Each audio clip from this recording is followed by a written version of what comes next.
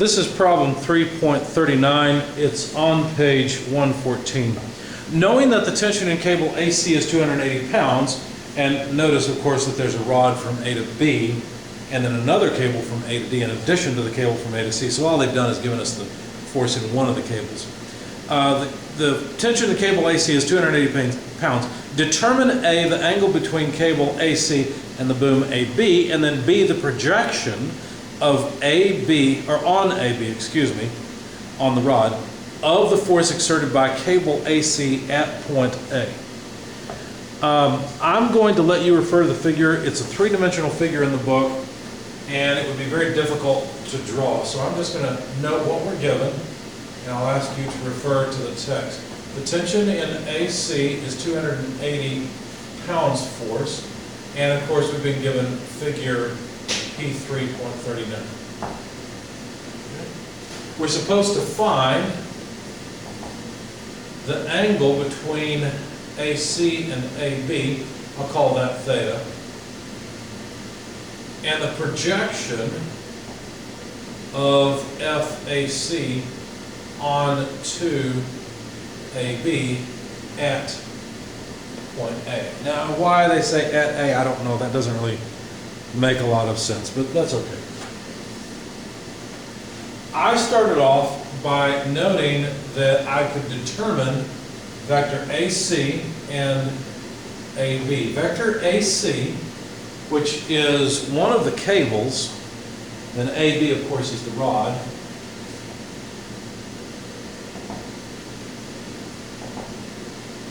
AC, to move from A to C, you've got to move in -6I plus the difference between 6.5 and 4.5 J. If you look at the figure, that will make sense, plus 3K feet.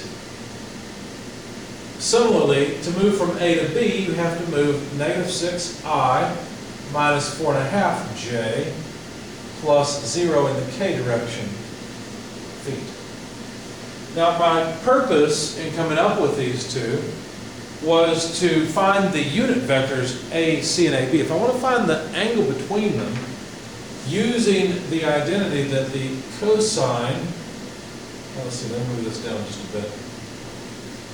The cosine of the angle between the two will be equal to the dot product of the vectors along AC and AB, the unit vectors. So it would behoove me to find the unit vector. So let's work with the cable first. The unit vector from A to C is just -6I. Take the difference, that's just 2. So plus 2J plus 3K over root 6 squared plus 2 squared plus 3 squared. Do the math. This is actually just a fancy way of writing 7. So it's -6/7 I plus 2/7 J plus 3/7 K. And of course that's dimensionless because it's feet over feet. If I then consider the rod and try to write a unit vector along AB, well then that would be -6I minus 4.5 J plus 0K divided by the square root of, it's a little high, let me move that out of the way, square root of 6 squared plus 4.5 squared.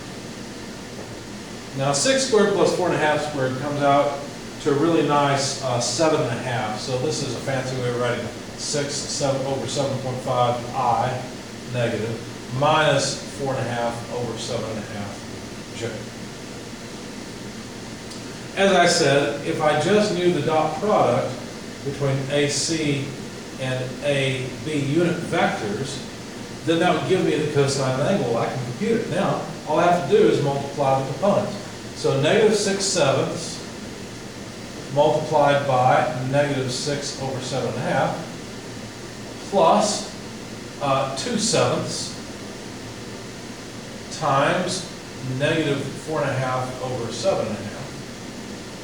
And I could write the other one plus 3/7 times 0, because obviously AB has no K component, but it would just come out to 0. So I'll leave it at that. And note that this is just a number. That number, when you plug it in your calculator, is about 0.5142, etc. I'm not going to write it all down. The next one's 8, so rounding properly, that'd be a 3 on the end. But what's important is theta will be the inverse cosine of this dot product. We've already got the dot product. That's this number right here. So all we have to do is take the inverse cosine of that number. When I did that, it came out about to 59.05 degrees. So there's the angle between AC and AB. That's one of the things that they requested. Now, the reason they asked for that is because they'd like to know the projection of the force onto rod AB. That force is along cable AC. So we, first of all, have to figure out what exactly is vector FAC. What does it look like? Well, it would be 280 pounds, we know how big it is, times the unit vector in the direction from A to C. Right?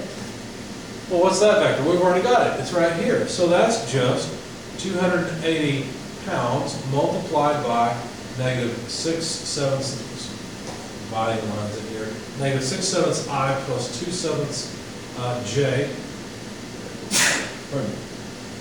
2/7 J plus 3/7 K.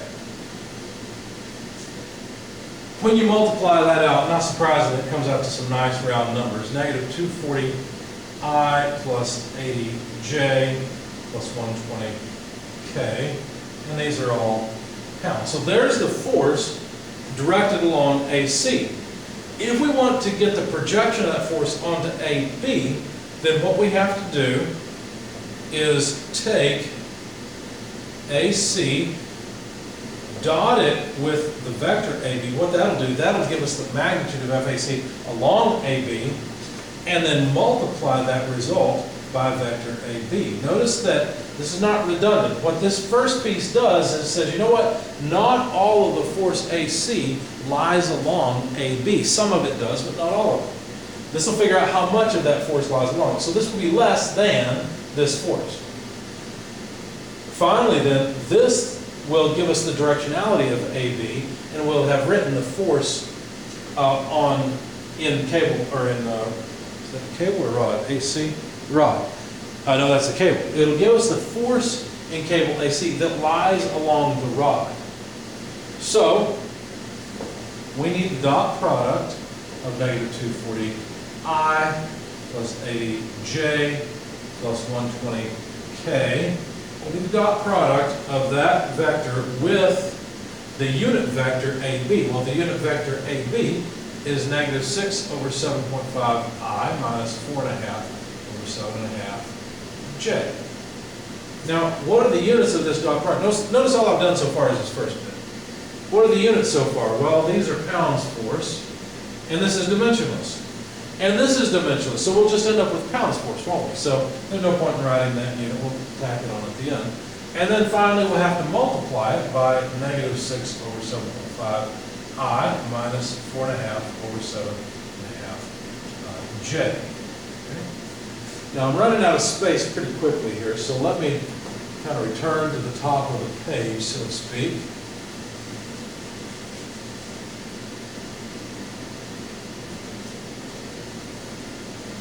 And let's compute this dot product first of all. So in a dot product, we'll take the I components and multiply them by each other. Negative 240 multiplied by negative 6 over 7.5. That's this I times this I. Of course, I dot I is 1. I cross I is 0, but I dot I is 1. Both those are negatives, so come out positive. That's great. Plus, then we'll take 80 times negative 4.5 over 7.5. That's J dot J. And then the K component is 0. There's no K over here. So 0 times 120, so we won't bother with writing that down. Anyway, this number, it's not a vector anymore. Now it's a number. That number is the projection of FAC onto AB. And then we can simply multiply that by the directionality vector lambda AB to write the force in AC that lies along AB. All right, so when I did this, I found that this whole thing here came out to 144. So we need 144 multiplied by this. When you do that, 144 times negative 6 over 7.5, you will get negative 115.2i. 144 times negative 4.5 over 7.5 is a negative 86.4j. And of course, the units are pounds. So there's the projection of FAC on AB.